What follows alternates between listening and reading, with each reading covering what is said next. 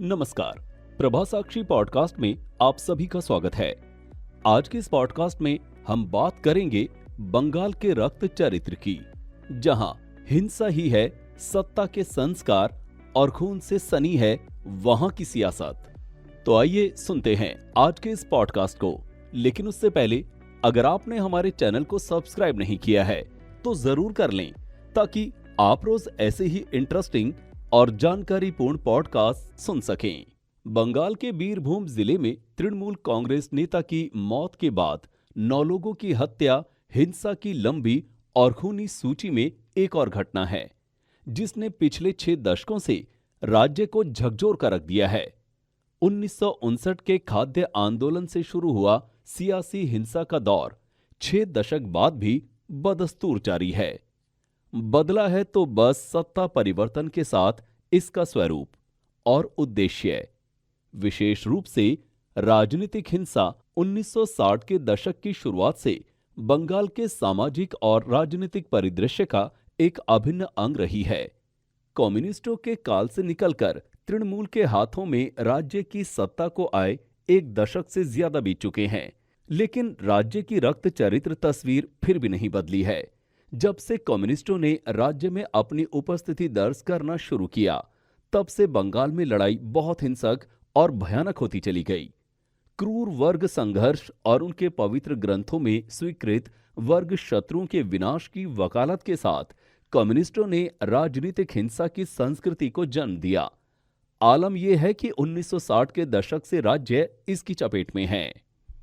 कम्युनिस्टों ने उग्रवादी और गैर जिम्मेदार ट्रेड यूनियनवाद की वकालत और नेतृत्व करके पूंजीवाद को बंगाल से बाहर निकाल दिया और राज्य को एक औद्योगिक कब्रिस्तान में बदल दिया। 1977 में राज्य में सत्ता में आने के बाद उन्होंने जिन विनाशकारी आर्थिक नीतियों का अनुसरण किया, उसने राज्य को संकट में डाल दिया। राज्य पर जो वित्तीय बर्बादी लाई थी, उसका सबसे ज्यादा असर बंगाल के विशाल ग्रामीण इलाकों में महसूस किया गया। हर गुजरने वाली पीढ़ी के साथ भूमि जोत खंडित और छोटी होती जा रही थी। खेती एक निर्वाह स्तर की आजीविका में सिमट गई थी, जिस पर पूरी ग्रामीण आबादी निर्भर थी। शहरी या अर्धशहरी क्षेत्रों में भी रोजगार के अवसरों की पूर्ण अनुपस्थिति ने वंचित जनता को खेती से चिपके रहने के लिए मजबूर किया, जिससे उत्तरोत्तर गिरावट आई।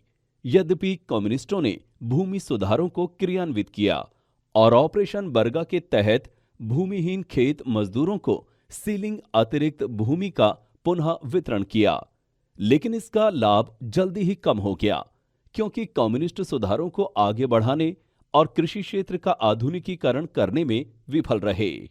उसी समय कम्युनिस्टों ने ग्राम पंचायतों और पंचायत समितियों जैसी सभी संस्थाओं के पूर्ण प्रभुत्व और पुलिस, स्थानीय प्रशासन और अन्य संस्थानों जैसे स्कूल और कॉलेज, सरकारी स्वास्थ्य सुविधाओं आदि के राजनीतिकरण के माध्यम से भी सत्ता पर पकड़ स्थापित की।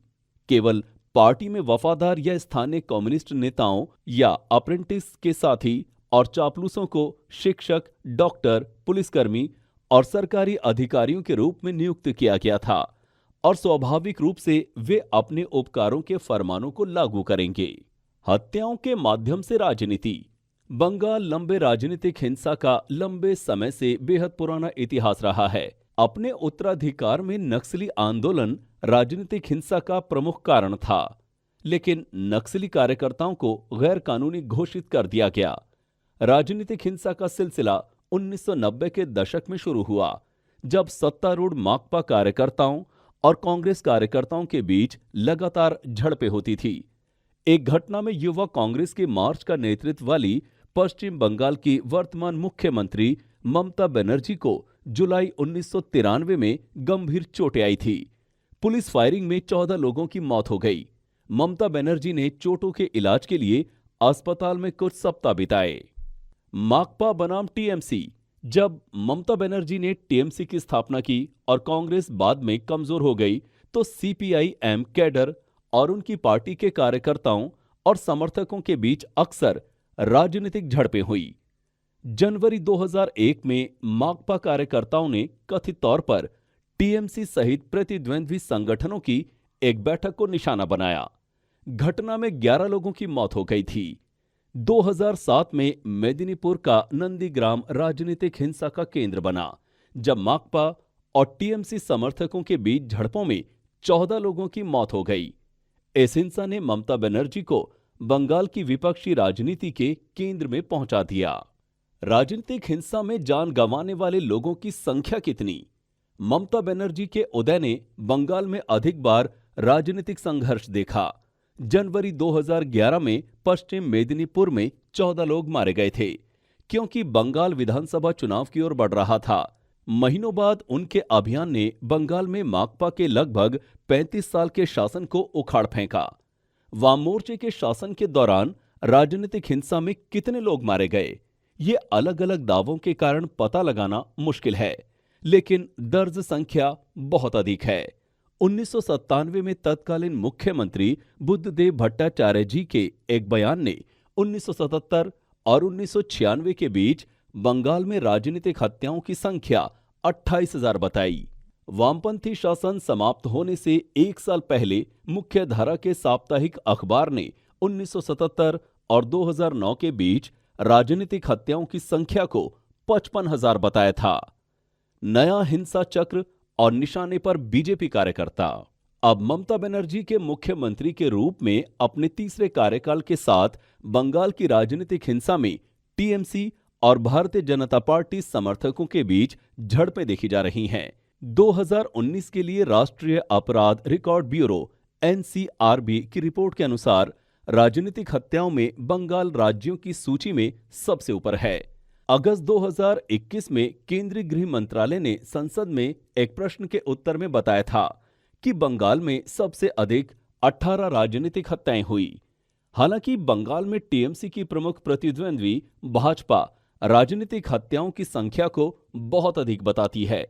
2019 में भाजपा ने दावा किया कि बंगाल में राजनीतिक हिंसा में 100 से अधिक कार्यकर्ता मारे गए। मतदान और उसके बाद 2021 के पश्चिम बंगाल विधानसभा चुनाव के प्रचार के दौरान केंद्रीय गृह मंत्री अमित शाह ने कहा कि राज्य में 300 से अधिक भाजपा कार्यकर्ता मारे गए। उन्होंने इन कथित राजनीतिक हत्याओं के लिए टीएमसी को जिम्मेदार ठहराया। बंगाल भाजपा के पूर्व अध्यक्ष दिलीप घोष ने पिछले साल आरोप लगाया था कि बंगाल में विधानसभा चुनाव के दौरान पार्टी के 37 कार्यकर्ताओं की हत्या कर दी गई थी। दूसरी ओर टीएमसी का कहना है कि भाजपा कार्यकर्ताओं की कथित हत्याओं में उसका कोई हाथ नहीं था। इसके बजाय पार्टी के नेताओं ने भाजपा पर बंगाल में राजनीतिक हिंसा का आरोप लगाया, जिसके परिणाम स्वरूप उसके कार्यकर्ताओं की मौत हो गई। बीरभूम आगजनी में 8 लोगों की मौत हो गई, जो संभवतः या तो जलने या घुटन से आसानीय मात्रा में धुएं में मारे गए। पश्चिम बंगाल में राजनीतिक हिंसा की लकीर को लंबा कर दिया और ये ममता बनर्जी के लिए एक चुनौती बनी हुई है, जो राजनीतिक हिंसा से लड़ते हुए राज्य की राजनीति के शिखर पर पहुंची। क्या है हिंसा की वजह? आजादी के बाद के शुरुआती दशकों में सियासी हिंसा की जद में सत्ता पक्ष की विपक्ष की आवाज को निर्ममता से दबाने की रणनीति थी। फिर वाम मोर्चा के उत्थान के बाद राजनीतिक प्रतिद्वंदिता इसका कारण बनी। 34 वर्षों के वामो शासन के अंत के बाद जब सूबे में तृणमूल कांग्रेस की सरकार बनी, तो सियासी वर्चस्व बरकरार रखने को लेकर खून खराबा शुरू हो गया। अब सिंडिकेट राज इसकी जड़ है। सिंडिकेट चलाने के लिए इलाकों पर आधिपत्य की मानसिकता तेजी से पनपी, जिससे सत्ताधारी दल में गुटबाजी भी बढ़ी। कुल मिलाकर कहा जाए तो राजनीतिक हिंसा के मामले में भले तमाम राजनीतिक दल बेदाग होने का दावा करें, लेकिन कोई भी दूध का धुला नहीं है। आज के लिए इतना ही। अगले पॉडकास्ट में किसी और मुद्दे पर देंगे आपको विस्तृत जानकारी। तब तक के लिए जुड़े रहें प्रभा साक्षी के साथ।